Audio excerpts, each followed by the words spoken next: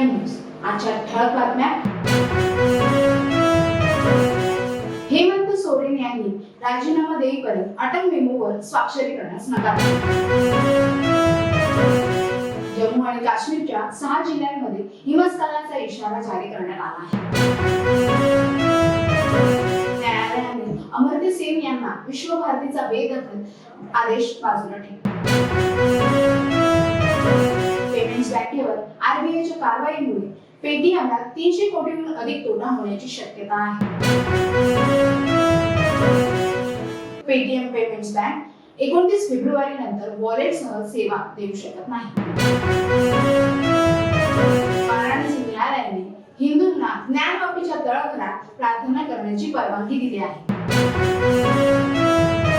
अर्थमंत्र्यांच्या हाती लाल चोपडी, थोड्याच वेळात सादर होणार देशाला अंतरिम अर्थसंकल्प।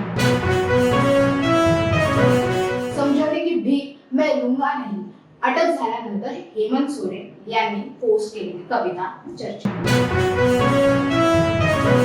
नालासोपाऱ्यात मध्यरात्रीच्या सुमारास भीषण आग लागून मालवाहू ट्रक जळून खाक झाले। आज राज्यभरात ओबीसी आरक्षण बचावले निवेदन द्या, मंत्री छगन भुजबळ यांचे आवाहन। या बुलेटिन मध्ये इतकंच। आणखी अपडेटसाठी पाहत राहा सीएम न्यूज।